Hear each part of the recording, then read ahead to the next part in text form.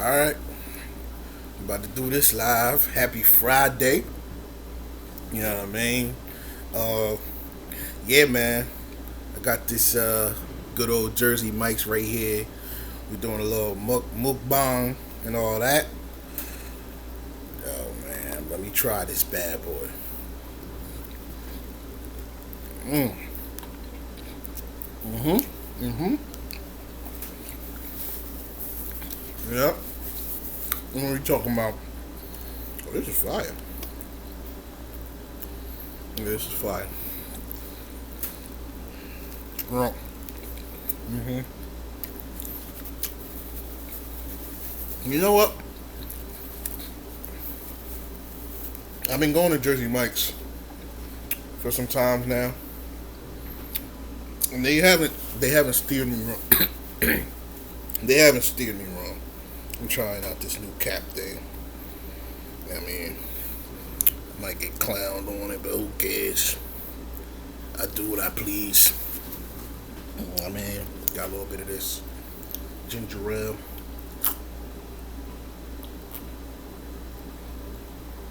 for the soul.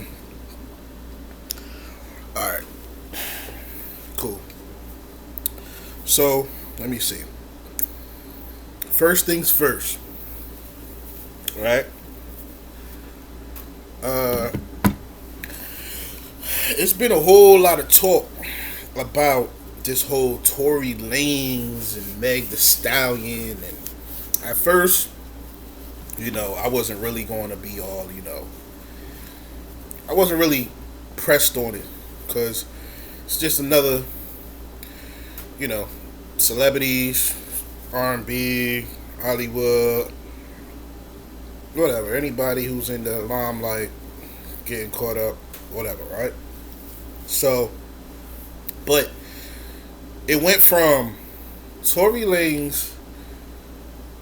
It went from I guess it was like a video of like Tory Lanez and like Meg getting arrested, right? Then, as time went on, you started hearing that Meg the Stallion had got shot. So then after that, you start hearing not only did Meg the Stallion get shot, they were trying to say that Tory Lanez shot him. Now we still don't have the full story, right? We still don't have the full story.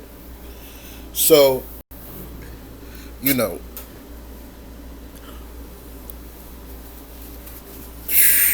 I feel like this is a lover's quarrel.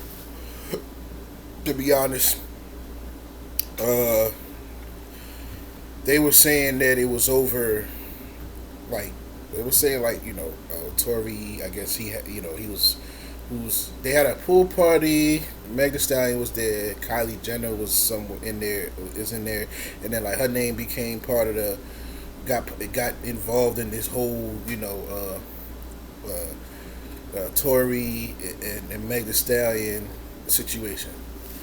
So they're saying that Meg got pissed off that Tory was showing Kylie Jenner attention, and I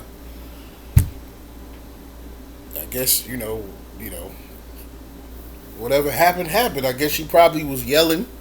She was upset at the homie. I feel like people are trying to say that they had something going on back in the day. We don't know. I don't know if we ever will know. Make sure I don't look crazy. Um, but has anybody heard? Has Kylie Jenner said anything? I thought Kylie Jenner was still with wasn't she with Travis Scott? Like, what happened to that? What happened to Travis Scott? They not a thing no more. This is my thing.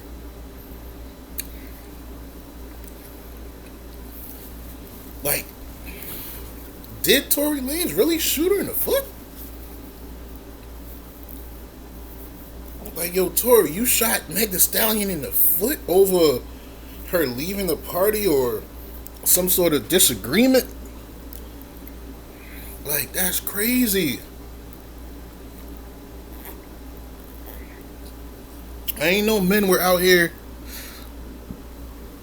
settling their beefs with the pistol you know, at the girl foot because you ain't want her to leave or she got upset or something. That's crazy to me. I don't know, man. This story keeps getting crazier and crazier.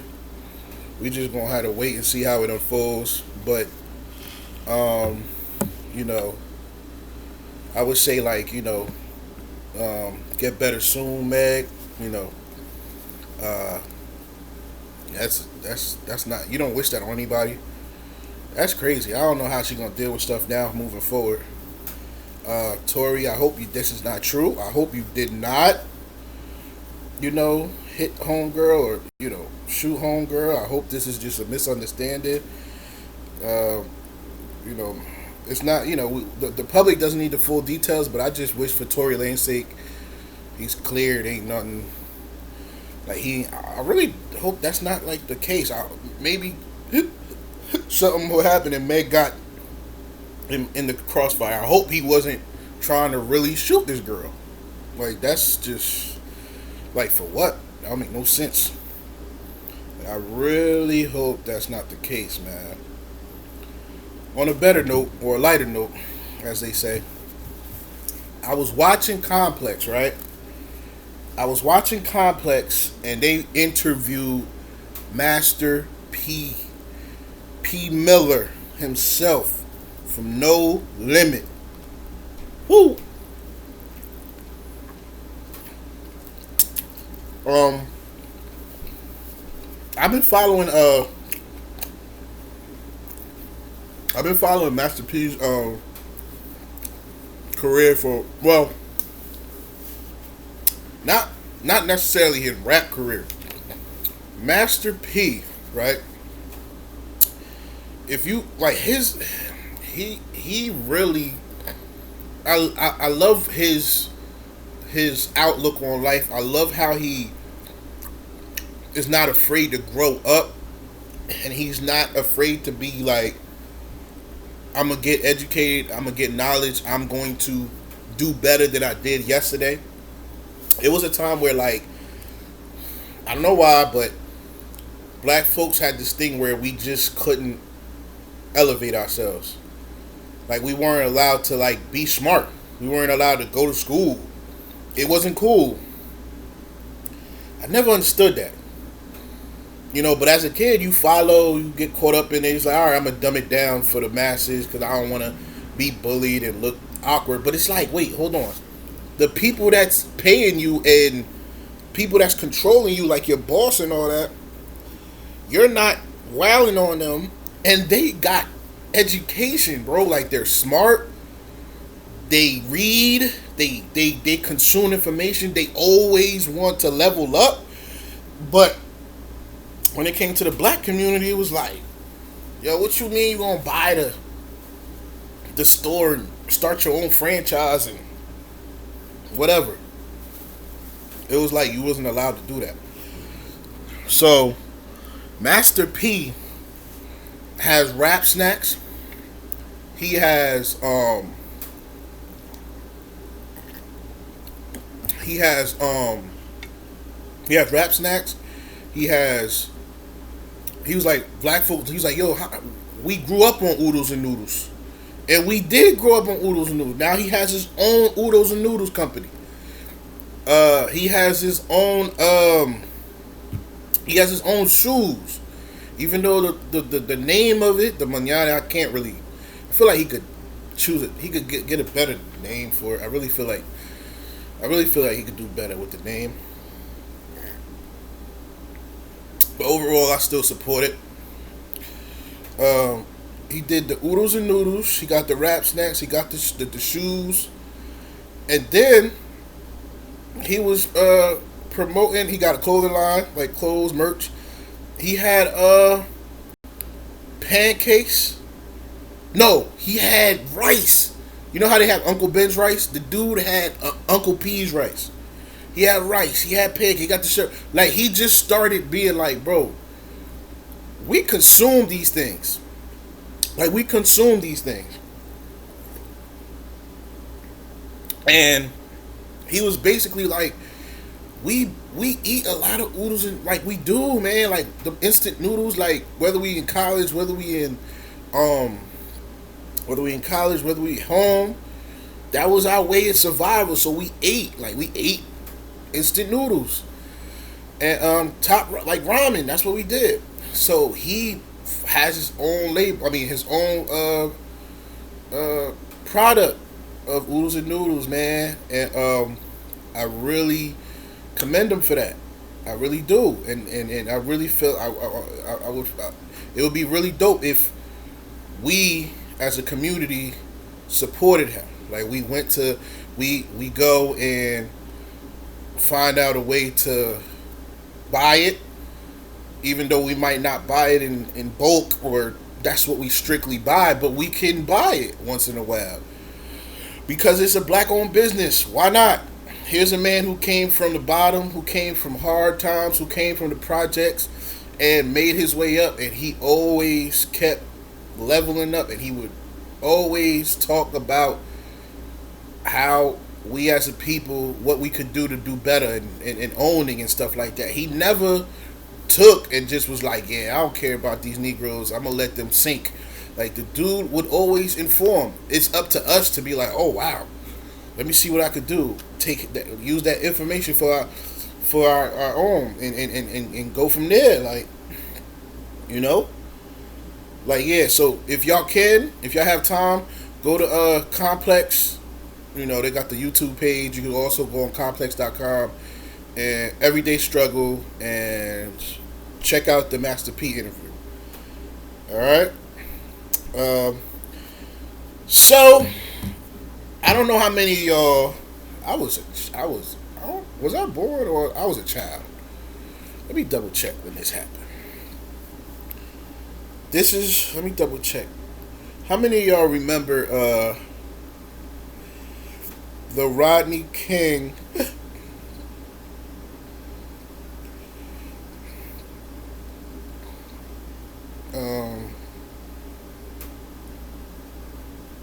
okay, it says he was brutally beaten by the police of the Los Angeles Department on March 3rd, 1991. Oh, I was a baby.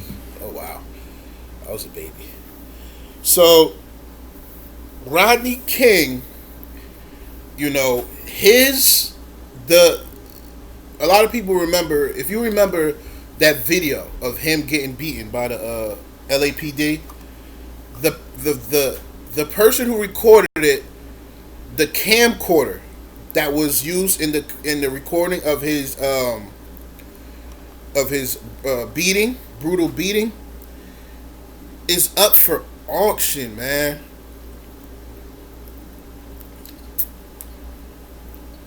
It's up for auction.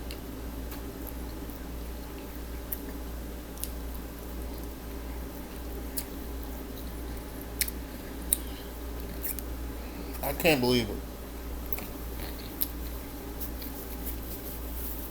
Uh,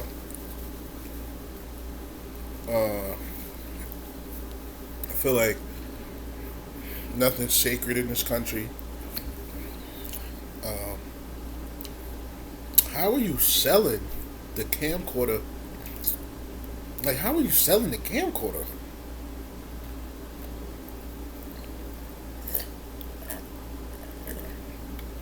And I know some people might be like, "Oh, well, George Zimmerman," but you know George Zimmerman, what he was about. This person was actually like, this person recorded, wasn't doing the deed, like wasn't brutally attacking this man. He was recording it. The person was recording Rodney King's beating for evidence to show what's been going on. And for them to be auctioning off is a shame. It's a shame, yo. So they say that they already have it at $225,000. This camcorder is already going for. I don't understand why someone would want to be selling the camcorder for gain. Like, why? Same. I feel like it's the same thing when they was like they were selling the car that Tupac was shot and killed in. Like, why are you selling that? Like, why are you auctioning off that? Like, why isn't it like that shouldn't be auctioned off? That should be given to the family or like that should be like um it should be like a shrine. Like I know the place where Dr. King was staying at. Like it's not used. It's just a memorabilia now. Like you go there, the same cars are still there. Everything is just like stuck in time. For you to be selling the car that Tupac was killed in, or for you to be selling the camcorder of Rodney King brutal beating for monetary gain, it's like why would you do that? The camcorder you could say nobody died, but like the fact that you're selling the car that Tupac Shakur was killed in, why would you do something like that? Don't make no sense. It really doesn't. I don't understand how people come up and do stuff like that. Like, why? What would compel you to do something like that?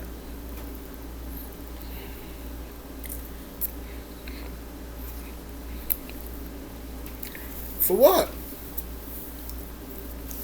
Like your heart don't feel the type of way. Like your heart doesn't feel like you don't have a conscience. Like this person, there was a person murdered, a beloved person murdered, and you're selling the vehicle he was in.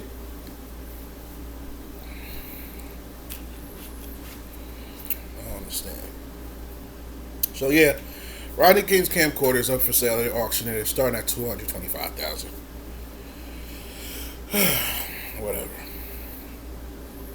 So I know a lot of people have been hearing about this whole Kanye rant. Uh, I would say first, pray for Kanye for his because Kanye has been Kanye has been going through tough times. The man he's not like everyone. Obviously, you can see he's a genius. He's a person who has Kanye West has a special calling. He's gifted, very gifted. And people who are gifted like that, like they say ignorance is bliss, it's hard. It's hard for them because they see things that the average person doesn't see. They feel things that the average person doesn't feel. So recently Kanye on one of his presidential campaigns, he basically was like he just let it all out. Kanye said how he was almost aborted, and his struggles with his father, and how his father. I think he said his father was the one that wanted to not go forward with it, and his mother kept him, and it was a lot of stuff. And then he would talk about how he almost aborted his first child with Kim Kardashian, and then he talked about just the different struggles he's had with his wife's family, and them trying to shut him down, and he went off, and he said a lot of stuff. He said a lot of things. He's going. He said something about with Harriet Tubman and her bringing slaves to work for other white folks. But so they were saying how his marriage, like it was like it was rocky. It was he was supposed they were contemplating divorce for a while. So recently they said that Kim ended up flying to Wyoming to him to see him, or flying to Kanye because he apologized publicly. A lot of people equate like his meltdown to his bipolar and things of that nature. We don't really know everything. A person, they could diagnose somebody with one thing, but I don't think it's just that. I think you have to. It's more than just that, but it's plays. But yeah. So he had loved ones go see him. So certain notable people like Dave Chappelle went there, and Dame Dash, and I'm pretty sure other people have gone. Some people who don't care for you knowing that they went to see him, which are the best, you know. So uh, they said it was like, Kim Kardashian was somewhere, and they got a photo or something of them, and Kim Kardashian was crying. So it's a lot. She's dealing with a lot. The family's dealing with a lot. So I would say, prayers out for Kanye and his family. I would hope that people give him the privacy and the understanding that they deserve. Just because they public figures don't mean that we could just say and do and feel like we could just they're we're supposed to control, or they owe us their life. They don't. They're human. They just play a certain part. All right. So prayers out for Kanye West. And the last thing I had, I looked and I found that if you guys know Jeff Bezos, he's the richest man and the person who basically came up with Amazon. He's the Amazon creator and the owner, Amazon. His ex-wife donates millions to HBCUs. So Jeff Bezos' ex-wife went ahead and donated billions. No, not billions. I'm sorry, millions. Sorry, millions to HBCUs.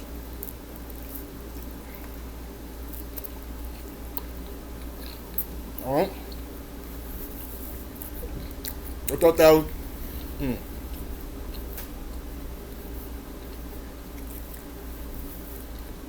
I thought that was pretty cool. You know, HBCUs have always been struggling. They're not the first choice of schools, and they're historically black colleges. So normally, black folks are there going there, and we know as black people, we don't necessarily just have money. And when we do, we don't. We already have enough people coming at our pockets and trying to get stuff. So thinking about a historically black college, historically black colleges are not popular. Like, people don't talk about them at the same level as like Duke and Ohio State, Alabama, USC, all these high end names. HBCUs never really on them levels. Could they be? I think so, man. I do think so, because all the athletes and they are black, but we don't have the resources. And a lot of kids that leave HBCUs, I don't know how many of them, and I don't know how many of them, end up in like high paid jobs where they can actually donate and pay back. Because once you make it, you're kind of like trying to pay and catch up for all the things that your ancestors have. Like, it's a lot, man. We don't really have much, and when we do get it, we're kind of trying to cover up for other times, like years and years then of stuff like, yeah, we got debt. So, so yeah, man. So shout out to Jeff Bezos' ex-wife for donating millions to HBCUs. We appreciate it. I think that's pretty cool. All right, y'all. Y'all have a blessed and wonderful and productive Friday. We still up here battling this pandemic. Let it be a lesson and try to see what we could grasp from all this. Don't overthink it. Don't trip. Don't feel like because you're not doing your routine that you normally feel like you're supposed to be doing, that that you tripped up or something's wrong, don't do that. I feel like the biggest thing is to that we stay and do what we need to do to stay healthy. That that way we could slow this thing down and finally find and get and allow our experts to find the cure in a way so we can you know uh, stop this thing or handle it. All right, now stay safe. All right.